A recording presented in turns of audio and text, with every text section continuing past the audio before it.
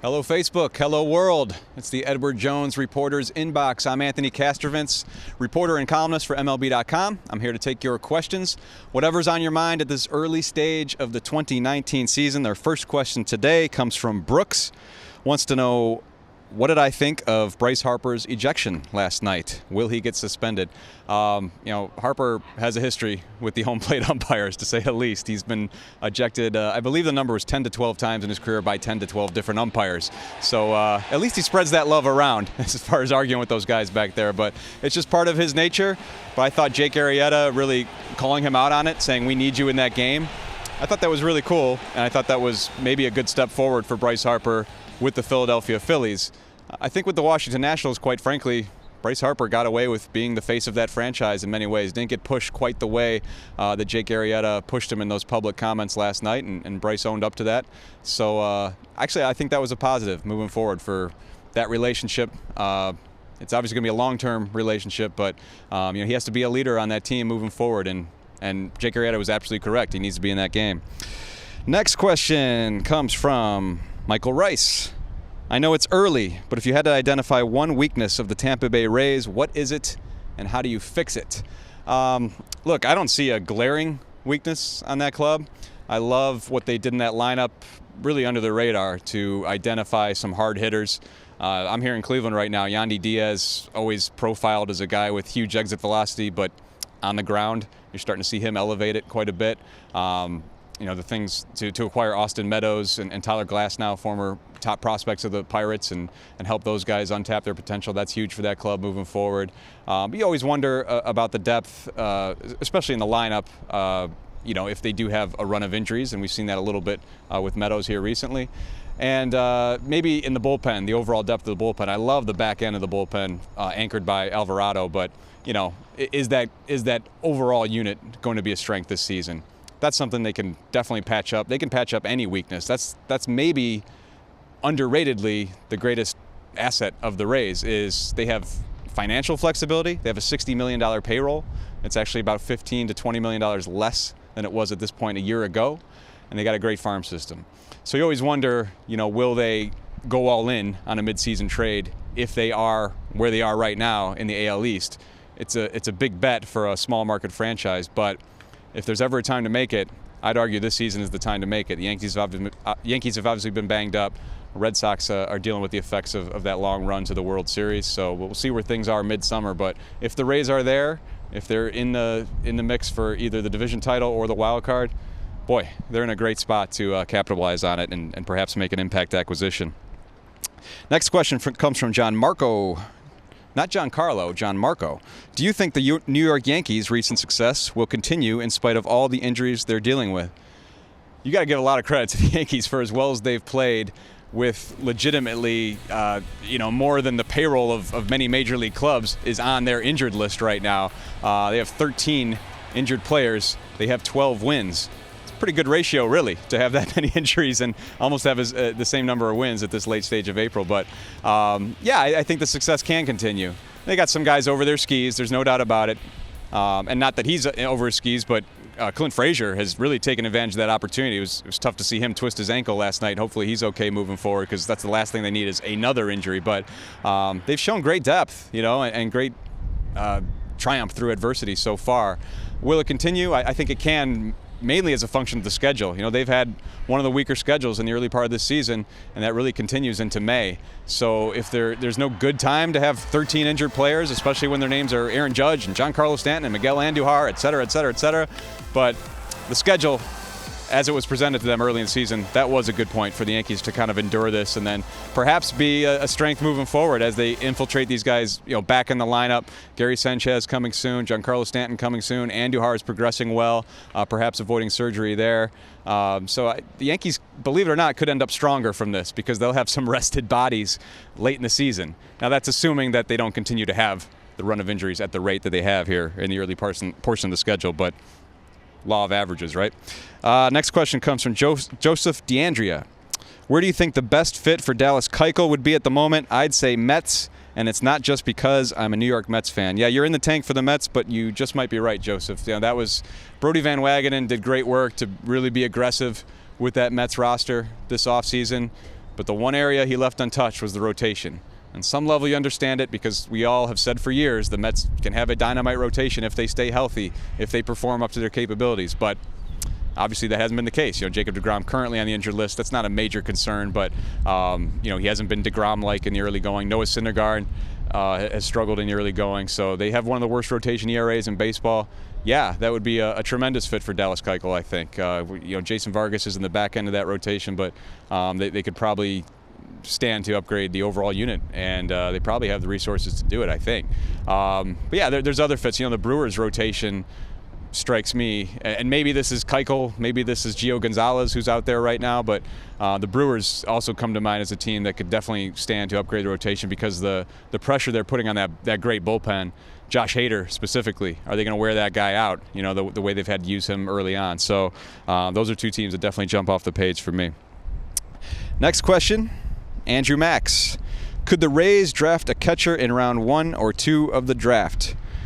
Quite frankly, Andrew, I have not looked into the top 2 round prospects of the draft. I don't know where this draft is strong, or Jonathan Mayo, Jim Callis would be a great resource for that question because I don't know what the strengths and weaknesses of this draft right now, to be brutally honest with you. But obviously, the heart of your question is the Rays and the catching position, and what's the long-term fit there.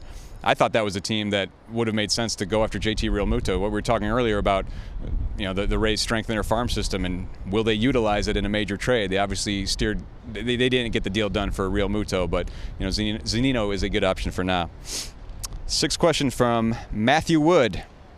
If the Mariners bolster their bullpen, do you see them as legitimate contenders in the West or for the wild card? Look. The Mariners' success in the early going, they've hit home runs in 24 of 25 games. That's pretty amazing. I think they're a little over their skis, quite frankly, because of the bullpen, which you mentioned, and also because of the defense. They don't profile very well defensively, and that's shown in the early going. So a lot of power has to make up for perhaps a lot of fielding foibles, and they have to mash to build big leads because the bullpen is suspect. If you told me today that they dramatically improved their bullpen, they could be a frisky contender for a wild card, but they have to be in that position. Last year the Mariners were winning a lot of close games, and we wondered, will that sustain for the rest of the year? It didn't. The second half regression was very real with that club. I think we've seen some regression already from the early April where they were just blowing teams out. The run differential was unbelievable those first couple weeks of the season, but are they going to be there mid-year to make a move like you're talking? I don't know. I'm still skeptical of that. I hope they prove me wrong because I love that Jerry DiBoto is so aggressive, and I agree with everything he did this offseason. It made sense to kind of try something else there and blow up that roster a bit, and I think he got some decent value back. But as far as sustaining at the major league level this year, they're going to have to keep hitting those home runs. Hit a home run every game, and we'll talk. Next question, Lou Flores. Do you think the Brewers will get Kimbrel? That's, it's another team that could be a fit there. I think there's, quite frankly, what we've seen this first month of the season, there's a lot of teams that could benefit from Craig Kimbrel at his best. The relief ERA is kind of off the charts right now across, major league wide. The Brewers obviously have a good bullpen, but they've dealt with injuries. Corey Knebel predominantly there. So, that could be a fit. I still think it's part of this is just the emotion of the homecoming, but man, the Atlanta Braves, they were here in Cleveland over the weekend, and a couple times I'm in their clubhouse and I see A.J. Minter in the corner of my eye, and he bears a bit of a resemblance to Craig Kimbrel, the beard, the body, and you do a double take because that's a team where you expect Craig Kimbrel could roll in there at any moment. But the Braves, like other clubs, they don't want to give a draft pick up at this stage and spend the money it would take to land Craig Kimbrel. And we've heard that he's open to 3-year offers at this point. Obviously, he went into the winter, you may have heard, looking for 6-year offers, looking to set a record for a closer. That did not happen. Both he and Keuchel priced themselves out of the market, and here we are. And at this late stage, we're about 45 days from the draft, and it's going to make sense, I think. Teams have waited this long. They might just be inclined to wait until after the draft before they really up their offers for either of those guys. So it's a really tough environment that they put themselves in, again, by keeping their price tags where they were early in the winter. I think they missed out on some opportunities that might have been there at a lower price tag. And we're getting into late April, early May. maybe it makes sense for them to stick it out until after the draft at this point and hope they get some better offers, because we've seen it in this industry, the increasing value of those draft picks. It's not just the pick, it's the money associated with it. So a team like the Braves, for instance, they'd be giving up their 60th overall pick. It would be their third pick overall. But again, it's not just the pick, it's the bonus money attached to it. And you take that out of your overall pool, and that affects what you can do with those first two picks and the caliber of player you can take in those first two picks with the signing bonus attached. So I totally understand, despite the fact that they don't have anybody in their bullpen right now that can throw strikes, I can kind of understand why the Braves, to use one example, would be, feel the danger of signing Craig Kimbrel at this stage. But man, you'd love to see him find a fit somewhere, because there's a lot of teams that need bullpen help. Comparing him to Dallas Keuchel, Kimbrel can get ready for a season faster just as a function of being a reliever. Both those guys have obviously been throwing on the side, but they haven't faced batters. My gut tells me that Keuchel would need a good month or so before he can reasonably contribute to a major league club. Kimbrel, probably more like 2 weeks or so. So for both those guys, if you do push it till after the draft, I mean, you're talking closer to the second half of the season before they can actually contribute. With Kimbrel, the question is, what we saw command-wise from him in the playoffs last year, is that real? Or is what we saw from him the bulk of 2017, is that real?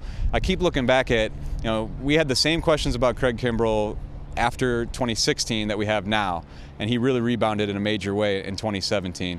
Then he took another step back command-wise last season. So, does he make that same resurgence? Can he make that same resurgence after missing spring training, after missing, in all likelihood, the first couple months of the season? It's going to be fascinating, to say the least, but they'll end up somewhere. Last question comes from David Marrero. What's your favorite Taylor Swift song? Oh, that's a great question. My wife listens to a lot of Taylor Swift, and I appreciate some of her work, to be honest with you. But favorite song, I don't know, Welcome to New York just came to mind. Why not? But I got to tell you, Taylor Swift is teasing her new album all week, right? She's been posting pictures, a picture a day on Instagram and Twitter. And so is my man Bruce Springsteen. That seems to be the new way to tease a new release, is to send out a picture that fits the thematic presence of the album.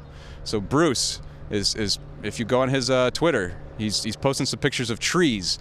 I don't know if the new album is all about pine trees or what, but look out for that. And Taylor Swift has some pastel stuff going on. So I think both of them appear to be on the verge of new releases, and maybe they're putting out a duet together. Wouldn't that be something?